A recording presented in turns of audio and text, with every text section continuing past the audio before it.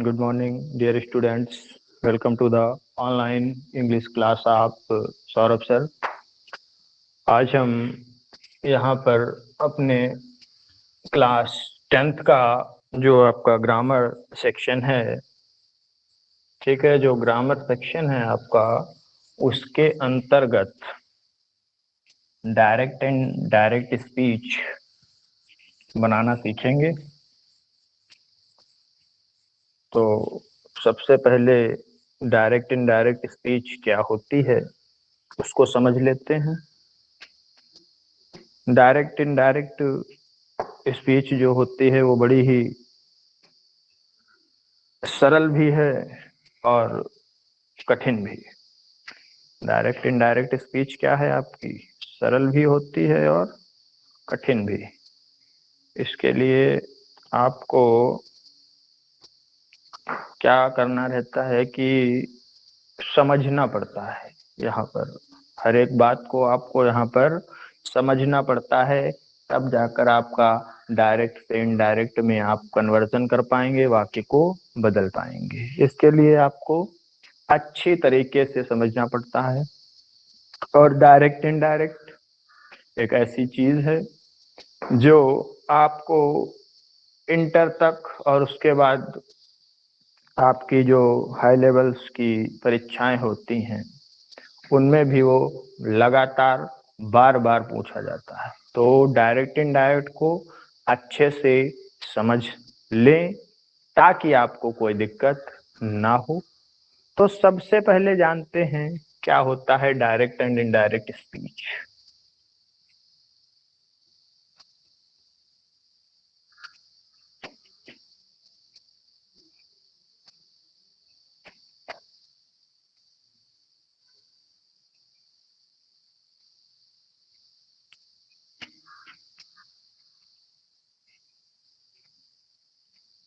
Direct in direct speech, ठीक है। तो सबसे पहले इसको नरेशन भी कहते हैं, बहुत से लोग इसको नरेशन भी कहते हैं, ठीक है। तो डायरेक्ट डायरेक्ट जो होता है, डायरेक्ट मीन्स जानते हैं आप, प्रत्यक्ष। डायरेक्ट मीन्स क्या होता है, प्रत्यक्ष। और इनडायरेक्ट मीन्स क्या होता है, अप्रत्यक्ष, ठीक है। तो डायरेक्ट इनडायरेक्ट स्पीच, ठीक है। तो डायरेक्ट स्पीच क्या होती है, डायरेक्ट स्पीच क्या होता है आपका, प्रत्यक्ष कथन।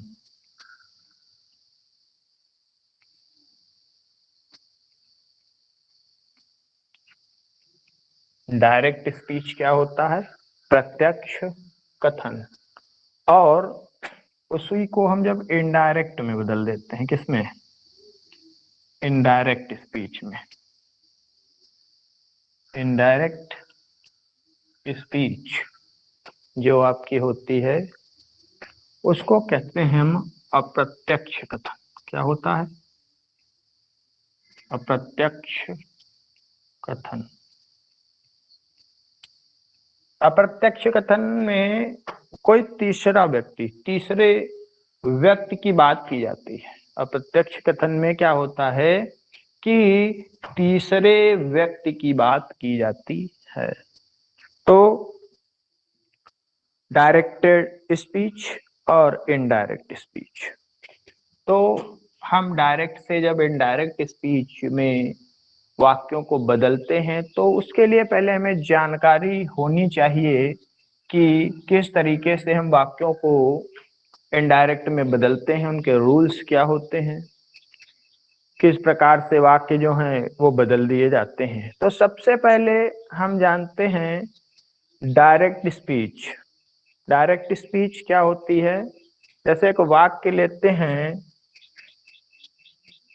राम, ठीक है, Ram said to Mohan, comma, inverted comma,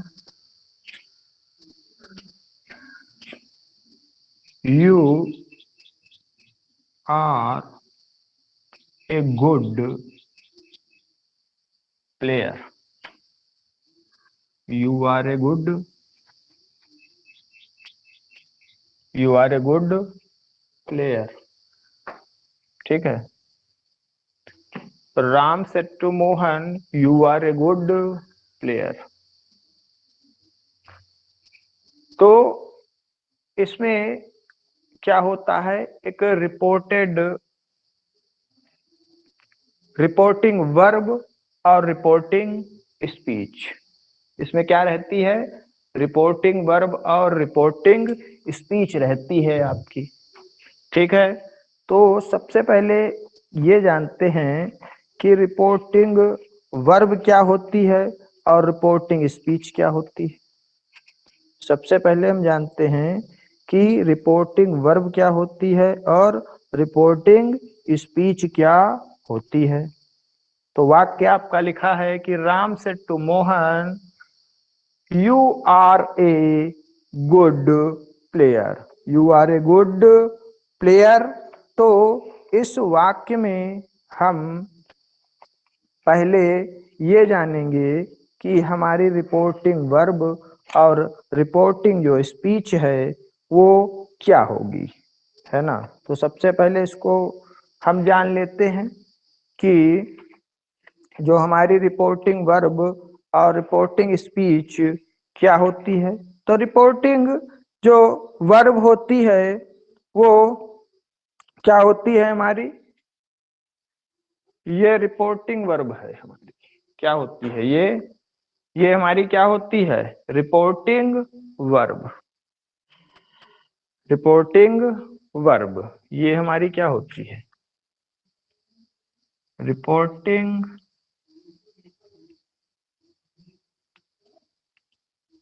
verb. ठीक। और ये होती है हमारी रिपोर्टिंग स्पीच।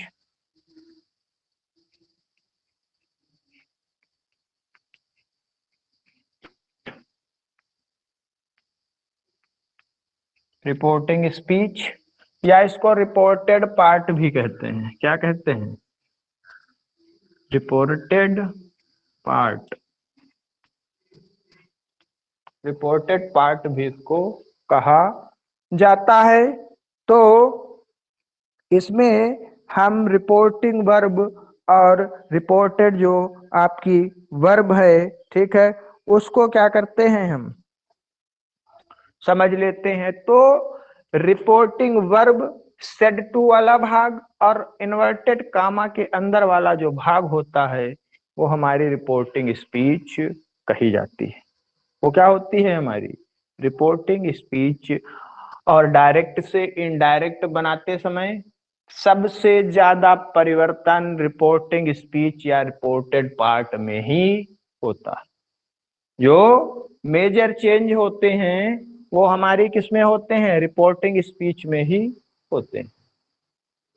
तो जो ये आपका डायरेक्ट से इनडायरेक्ट बनाने का जो नियम होते हैं, कुछ जनरल रूल्स होते हैं, उनको पहले जान लेते हैं। जो कॉमन हमारे रूल्स होते हैं उनको जानते हैं कि डायरेक्ट से इनडायरेक्ट बनाते समय जो हमारे जनरल कॉमन रूल जिनको कहते हैं उनको जान लेते हैं कि डायरेक्ट जो होता है हमारा प्रत्यक्ष कथन और इनडायरेक्ट हमारा होता है क्या, अप्रत्यक्ष कथन।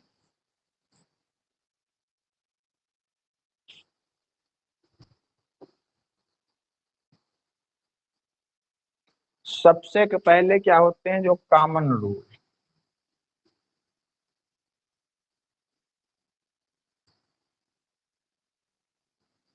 ठीक है, कॉमन रूल्स जो होते हैं उनको देखते हैं। तो सबसे पहले क्या करते हैं, डायरेक्ट से इनडायरेक्ट बनाते समय, ठीक है, डायरेक्ट से इनडायरेक्ट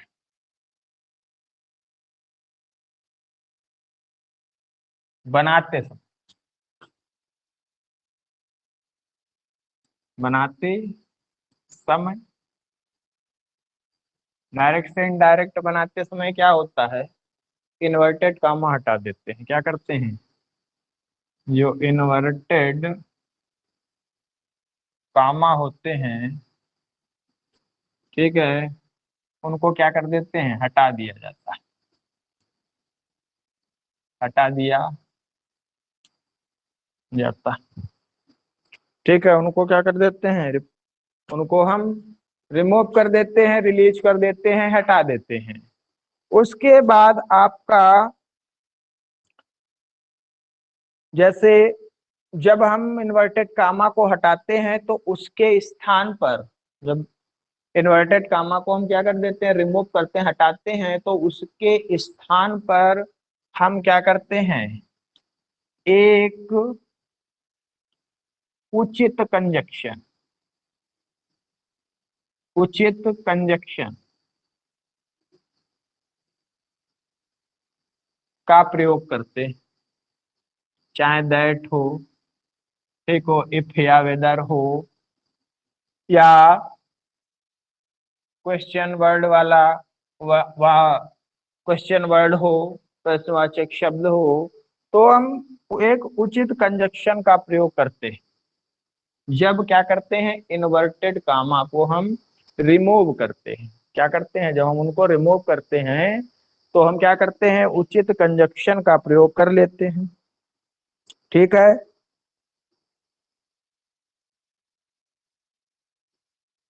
फिर उसके बाद क्या होता है कि जो रिपोर्टेड स्पीच का पहला अक्षर, ठीक है, स्मॉल लेटर में लिखते हैं।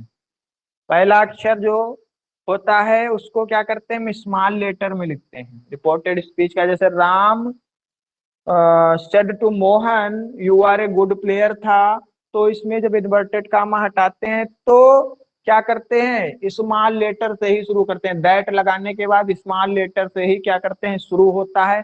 लेकिन आई और वी, आई और वी, ठीक है, या कोई नाम हो, आई और वी या कोई नेम हो, तब हम क्या कर देते हैं? उनको कैपिटल लेटर में लिखते हैं, ठीक है। नेम को क्या करते हैं? कैपिटल लेटर में लिखते हैं, ठीक है। उनको हम क्या करते हैं? कैपिटल लेटर में हम लिख देते हैं। तो ये आपके जो कॉमन रूल्स हैं वो आपको आज लाइव क्लास के माध्यम से बताए गए हैं, ठीक है।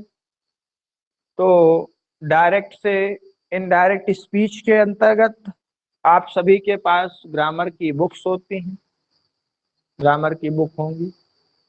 तो सबसे पहले आप जो है उन बुक्स के द्वारा डायरेक्ट इनडायरेक्ट नरेशन को समझें।